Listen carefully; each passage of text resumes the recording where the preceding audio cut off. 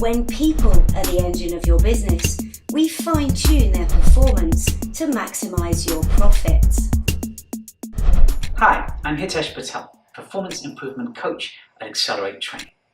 Now, the fundamentals of influence are 7 key tenets of behaviour and attitude that allow us to better garner the goodwill and cooperation of others. Let's dip a toe into some of the insights they can share in exerting greater influence in our personal and professional relationships. Fundamental 2, feed the need. Since the dawn of civilization, philosophers, leaders, and anyone trying to influence others has pondered the complexity of human motivation and the underlying drivers behind our attitudes and behaviors. Understanding motivations allows us to better influence and engage the people around us.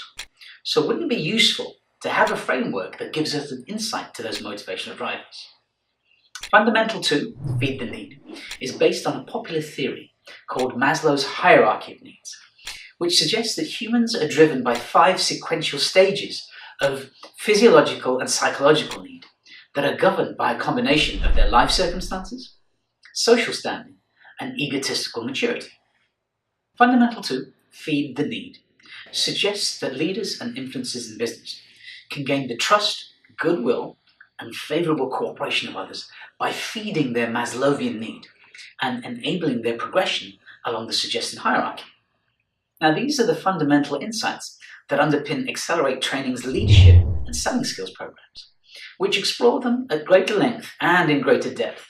But today, we're just going to dip a toe into the theory and arm ourselves with the essentials. Let's get a better understanding of each of the stages and then see which we can support to better engage with others and exert greater influence in our relationship with them. The first 2 stages address our primitive needs for physiological well-being and security in our day-to-day existence. So let's start by looking at these in a primitive way and then drawing parallels to modern circumstances. Meet Ugg. When Ugg rises in the morning, his immediate concern is about self-preservation. How can I get the food and water that I need to get through this day? How can I eat, avoid getting eaten, survive the elements, and if there's time, satisfy my instinctual drive to create mini Uggs? I'm completely preoccupied by these needs and think about little else until they've been satisfied. But what happens is I'm getting the hang of this hunting thing and getting pretty adept at keeping myself fed and watered without busting a gut, until one day, whilst chasing a woolly mammoth through the jungle, I fall and injure myself badly. I won't be chasing anything for a while, and that's very bad news for survival. How am I going to get by day to day without the food and water to keep me alive? Boy, I wish I'd put aside a few Brontosaurus burgers for a rainy day like this.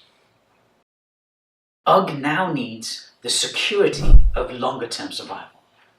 Perhaps a cave that would provide a safe place to recover and store resources that meant he wouldn't have to go hunting every day.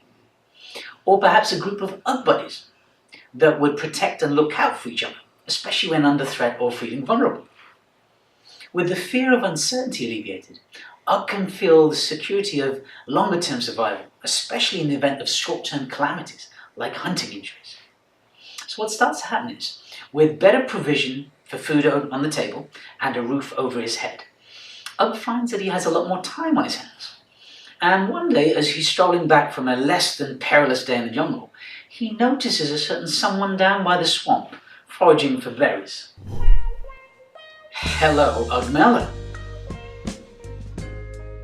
Now, whilst Ugmela had always been on his primeval mini-Ugg-making radar during the survival and security stages, once those are satisfied, Ugg now starts to yearn for a feeling of companionship and a sense of belonging to his fellow Ugg kind.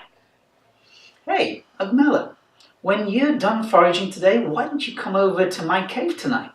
And I can tell you about my hunting exploits and perhaps show you a cave painting or 2. Thus, we see Ugg entering into the belonging stage of need, having satisfied some of those immediate survival and security demands. Ugg's cave community flourishes, and Ugg kind welcome a sense of belonging that's created in their tribe. As well as the practical efficiencies of group living, they also develop the emotional bonds of shared experience and enjoy the psychological comfort of being a valued member of the commune. Life's good when you can get by with a little help from your friends. Unfortunately, it's that very same need to be a valued member of the group that becomes an increasingly dominating motivator and creates a hunger for the next level of human need: importance. Within any group, members need validation that they are indeed valued, admired, respected, and important in the eyes of other group members. Now, in Ugg's primitive cave community, the traits and skills that would be valued typically relate to physical prowess, hunting agility, and the ability to provide and protect resources. Deeper genealogy attracts us to gender-related traits that offer the opportunity to secure resilient offspring. So for Ugkind, being recognized as the strongest alpha male, the males that other males yearn to be like and females yearn to be with, become an increasingly dominating driver. We've now explored the survival, security, belonging, and importance stages of human need. There is one more stage to consider in Maslow's model. But first, let's fast forward in time and draw some parallels between the needs of Ugkind and modern-day human society. We've moved along a little since cave times in some of these areas. So let's consider some of the modern equivalents of those lower stages of need and their relevance to our opportunities to influence. Meet the modern caveman, Judd. Now, he too has to make provision for a roof over his head and food on the table.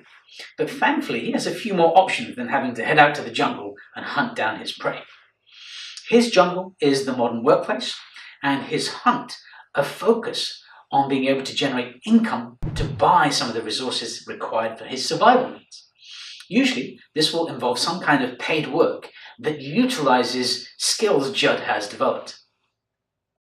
A paying job provides a security of income and knowledge that his skills are valued, whilst family, friends, and social club members provide him with the security and comfort of group belonging and the affection therein.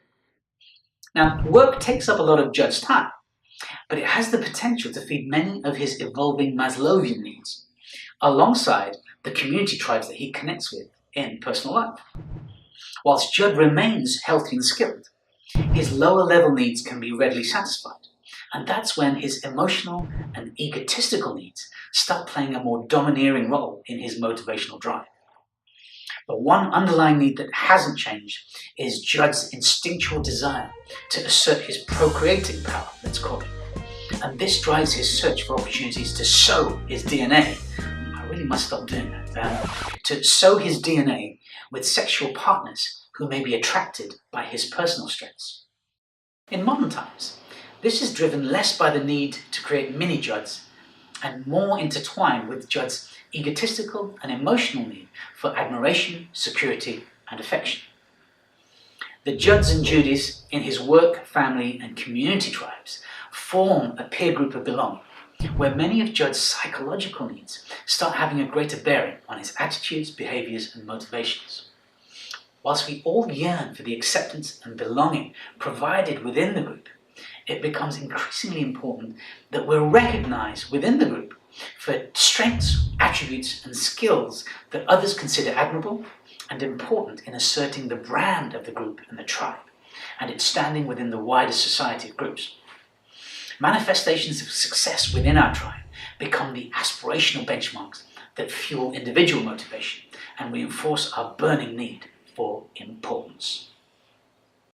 Tangible recognitions of success, authority, and superiority provide us with such affirmation, as does the allocation of responsibility and the underlying trust that others bestow upon us by virtue of our mastery of various valued skill sets. Now, the recognition of alpha male or female status will still prevail within our tribal hierarchy, and it's our ability to attract the desire, respect, and admiration of others that form the undercurrent of many of our outward behaviors and attitudes. It's the drivers behind our needs for belonging and importance that are most powerful in shaping our motives and the behaviors that result. So it's essential that leaders and influencers in all avenues of personal and professional life understand how we can connect with these drivers to better engage and influence others. These insights are explored in much greater depth in our leadership, sales, and presentation skills programs. But the essential questions we're asking ourselves are, well, look, how can I recognize a person's need at the various levels of Maslow's hierarchy? And then what can we do to feed that need, especially those of belonging and importance? What can we do to feed that need in a wholesome way that satisfies their motives and allows us to enjoy the reciprocation of their goodwill, cooperation, and alignment with our perspectives? Here are some suggestions that will get you thinking about how you can feed the need and start exerting greater influence in those personal and professional relationships. Make others feel important by giving them praise and compliments, but be sure to make them genuine by backing them up with evidence of what it is we're praising or complimenting. Demonstrate a genuine interest in others by investing time in getting to know them, their life circumstances, their values and beliefs. Listen. No, seriously, listen. Avoid interrupting and be able to paraphrase to demonstrate that we are listening and remember things that they've shared with us. Remember to use people's names. We all feel important when we're remembered, so simple things can have a big impact. Ask for others' advice, even when you know the answer. There's something about our opinion being respected that makes us feel good and reciprocate the goodwill. Acting on that advice even more so. Make others feel like they belong by inviting them to join our group, the conversation, or the occasion. So it's just a simple invitation to a chat over coffee or even lunch or dinner can make the biggest difference in making others more receptive to our thoughts and wishes. Now, we can't leave Maslow's hierarchy without considering the final stage of human need, described as self-actualization, but something that can be interpreted in many different ways.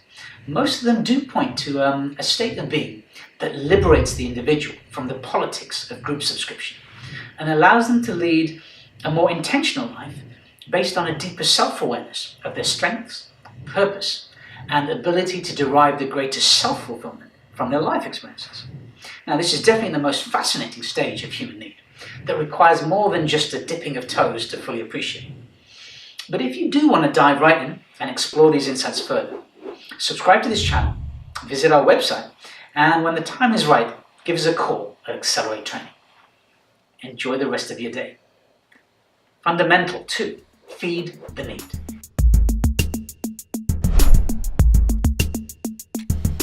Hey, thanks for watching the video. Now, if this was helpful to you, perhaps you might help us raise the awareness of Accelerate Solutions.